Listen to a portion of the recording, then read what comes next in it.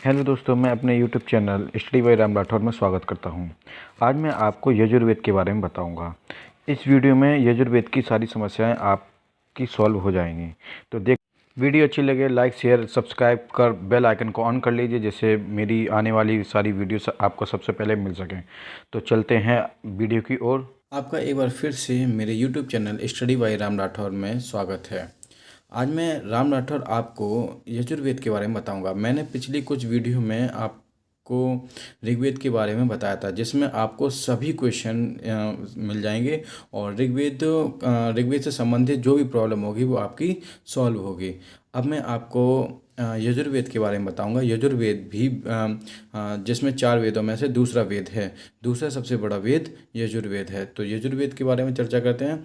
तो यजुर्वेद यजुस प्लस वेद शब्दों की संधि से बना हुआ है। यजुर्वेद यजुस प्लस वेद शब्दों की संधि से बना है। इसमें यजुस का अर्थ होता है समर्पण। यजुस का क्या अर्थ होता है? समर्पण, जिसमें पदार्थ, ईंधन, घी आदि, कर्म, सेवा, तर्पण, श्राद्ध, योग्य, इंद्रिय निग्रह इत्यादि के हवन को यजन यानी समर्पण की क्रिया कहा जाता है। इसको आप ध्यान से देखिएगा। जिसमें पदार्थ, ईंधन, घी आदि, कर्म कर्म क्या है? सेवा और तर्पण, श्राद्ध, योग्य, इंद्रिय निग्रह इत्यादि के हवन को यजन यानी समर्पण की क्रिया कहा जाता है। इस वेद में अधिकांशतः यज्ञों और हवनों का विधान के नियम है। इस वेद में अधिकांशतः यज्ञों और हवनों तथा विधान के नियम है। अतः यह ग्रंथ कर्मकांड पर आधारित है। किस पर आधारित है? कर्मकांड पर आधारित है। यजुर्वेद के यजुर्वेद के पढ़ने वाले ऋषि को अधर्यु कहा जाता है। यजुर्वेद की संहिता लगभग अंतिम रची संहिता थी, जो ईसा पूर्व 2वीं शताब्दी से प्रथम शताब्दी की प्रारंभिक सदियों में लिखी गई थी। इस ग्रंथ से आर्यों के सामाजिक और धार्मिक जीवन पर प्रकाश पड़ता है। इस ग्रंथ से आर्यों के सामाजिक और धार्मिक जीवन पर प्रकाश पड़ता है। इस वेद में उनके समय की वर्ण व्यवस्था तथा वर्ण आश्रम की झलक देखने को मिलती है। यजुर्वेद संहिता में वैदिक काल के धर्म के कर्मकांड आयोजन हेतु यज्ञ करने के लिए मंत्रों का समूह मिलता है। मतलब यजुर्वेद संहिता में वैदिक काल के धर्म के कर्मकांड आयोजन हेतु यज्ञ करने के लिए मंत्रों का संग्रह मिलता है या समूह मिलता है। इसमें कर्मकांड के कई यज्ञों का विवरण है। अतः ये 6 प्रकार के होते हैं। कितने प्रकार के हैं? 6 प्रकार के हैं।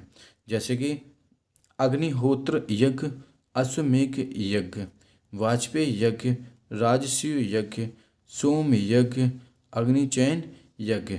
इन सभी यज्ञों के बारे में मैंने पिछली वीडियो में आपको बताया था। ऋग्वेद के लगभग 663 मंत्र यथावत यजुर्वेद में मिलते हैं। यजुर्वेद एक ऐसा प्रभाग है जो आज भी जन जीवन में अपना स्थान किसी न किसी रूप में बनाए रखे हुए है। तो मैंने इसमें कुछ यज्ञों के बारे में बताया है। इन यज्ञों को आप अच्छे से याद रखें। अग्निहोत्र यज्ञ किस लिए होता है? अश्वमेध यज्ञ का संबंध किससे है? वाजपेय यज्ञ का संबंध किससे है? राजसूय का, सोम यज्ञ का एवं अग्निचयन यज्ञ का संबंध किन किन चीज़ों से है, ये आपको आगे बताया जाएगा। तो ये 4 प्रकार के कर्मकांड यज्ञ हैं। संस्कार और यज्ञ कर्मकांड के अधिकांश मंत्र यजुर्वेद में ही हैं। मतलब ये कहा गया कि संस्कार और यज्ञ कर्मकांड के अधिकांश मंत्र यजुर्वेद के ही हैं। यजुर्वेद के भाग एवं संप्रदाय। यजुर्वेद के 2 प्रमुख भाग हैं, जैसे कि इन्हें हम संप्रदाय भी कहते हैं। आदित्य संप्रदाय, जिसे शुक्ल यजुर्वेद कहा जाता है। ब्रह्म संप्रदाय, कृष्ण यजुर्वेद कहा जाता है। अब इन दोनों के अंदर पढ़ते हैं क्या है कि आदित्य संप्रदाय। ये क्या होता है? इसमें कुल 40 अध्याय हैं। आदित्य संप्रदाय में 40 अध्याय हैं। 1975 कंडिकाएँ हैं एवं कंडिकाएँ कई भागों में मंत्रों के साथ मिली हुई हैं तथा 3988 मंत्र हैं। इसमें विश्व विख्यात गायत्री मंत्र तथा महामृत्युंजय मंत्र इसमें ही है। तो गायत्री मंत्र एवं महामृत्युंजय मंत्र किसमें है? आदित्य संप्रदाय में है। आदित्य संप्रदाय में क्या बताया गया है कि इसमें कुल 40 अध्याय हैं, 1975 कन्यकाएँ हैं और 3988 मंत्र हैं। इन्हीं में ये जो मंत्र है 3988 मंत्र गायत्री मंत्र महामृत्युंजय मंत्र है जो आदित्य संप्रदाय में सम्मिलित है। फिर सेकंड नंबर पे आता है ब्रह्म संप्रदाय। ब्रह्म संप्रदाय में क्या है कि इसमें मंत्रों के साथ साथ तंत्र योजक ब्राह्मणों का भी मिश्रण है। इसमें तंत्र तो हैं, मतलब मंत्र तो हैं, मंत्रों के साथ साथ तंत्र योजक ब्राह्मणों का भी मिश्रण भी है। वर्तमान में कृष्ण यजुर्वेद की शाखा में 4 संहिताएं, वर्तमान में कृष्ण यजुर्वेद के शाखा में 4 संहिताएं हैं। तैत्तिरीय, मैत्रायणी, कंठ और कपिष्ठल कंठ ही उपलब्ध होता है। तैत्तिरीय संहिता को आप स्तंभ संहिता भी कहा जाता है। जो तैत्तिरीय संहिता है, मैत्रायणी संहिता है, कंठ, कपिल, कष्ठल कंठ, ये सभी संहिता हैं। अगर हम तैत्तिरीय संहिता की बात करते हैं तो आप इसे स्तंभ संहिता भी कह सकते हैं। महर्षि पतंजलि द्वारा उल्लेख यजुर्वेद की 101 शाखाओं में इस समय केवल 5 शाखाएं हैं। वासनीय, तैत्तिरीय, मैत्रेयीय, कंठ और कपिष्ठल। इन दोनों शाखाओं में यह अंतर है कि शुक्ल यजुर्वेद पद को विवेचनात्मक सामग्री से अलग करता है, जबकि कृष्ण यजुर्वेद में दोनों ही उपस्थित होते हैं। मतलब कृष्ण यजुर्वेद में दोनों ही उपस्थित होते हैं, मतलब शुक्ल यजुर्वेद पद को विवेचनात्मक सामग्री से अलग करता है। ऐसा इसमें नहीं है, किसमें?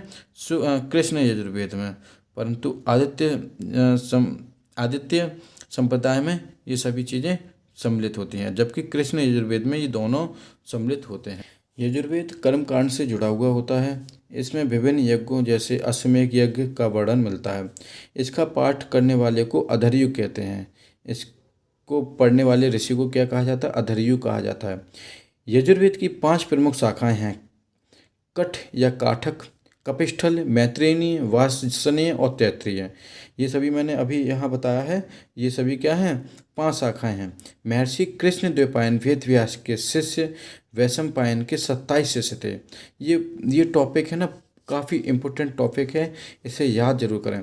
महर्षि कृष्ण द्वैपायन वेद व्यास जी के शिष्य वैशंपायन, मतलब इनके जो शिष्य थे वैशंपायन, और उनके 27 शिष्य थे।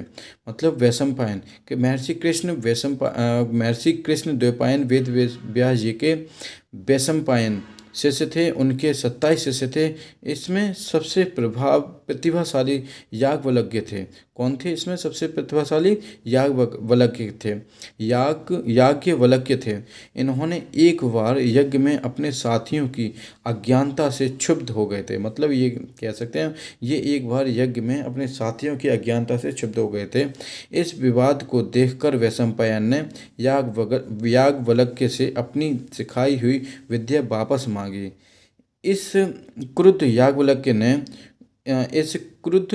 क्रूर कह सकते हैं याज्ञवल्क्य ने यजुर्वेद का वमन कर दिया। मतलब उन्होंने इस चीज़ को नकार दिया।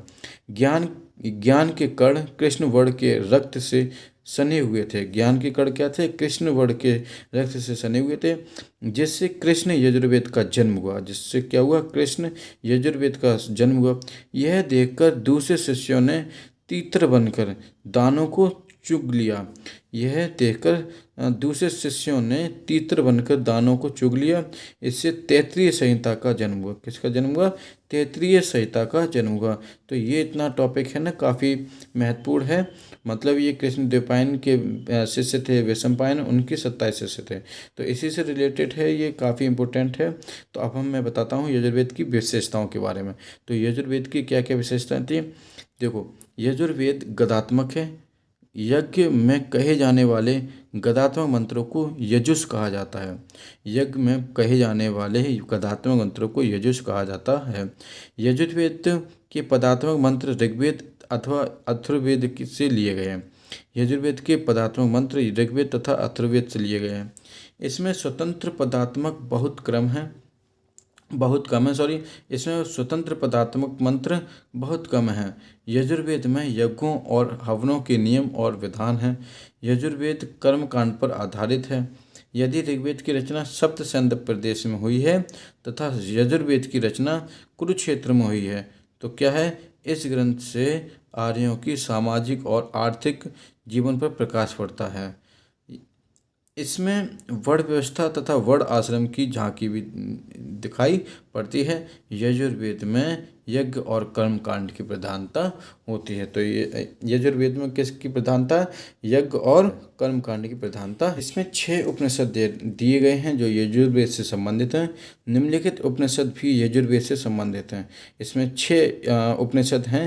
श्वेता श्वेतर उपनिषद, ईश उपनिषद, मुंडक, बृहदारण्य, प्रश्न और मंडूक्य, ये 6 उपनिषद हैं। एग्जाम की दृष्टि से महत्वपूर्ण है। वैसे देखा जाए तो ये बहुत ही कम पूछे जाते हैं, परंतु याद करने लायक तो बनते हैं। अब इसमें आते हैं षड दर्शन एवं उनके रचयिता। मतलब यहाँ पर छः दर्शन हैं एवं उनके रचयिता हैं। मैंने आपको पिछली वीडियो में बता दिया, परंतु एक बार और बता देता हूँ। जैसे कि सांख्य के रचयिता कौन है? कपिल हैं। योग के कपिल पतंजलि हैं। न्याय के गौतम हैं। पूर्व मीमांस के जैमिनी हैं। उत्तर मीमांस के बृहदारण्यक के हैं। एवं वैशेषिक के कौन हैं? कणाद उलूक हैं। तो ये 6 हैं, काफ़ी महत्वपूर्ण हैं। अगर ये मेरी आपको वीडियो अच्छी लगी हो तो लाइक, शेयर एंड सब्सक्राइब कर बेल आइकन को ओपन कर लीजिए और आने वाली मेरी सारी वीडियो आपको सबसे पहले मिल सके।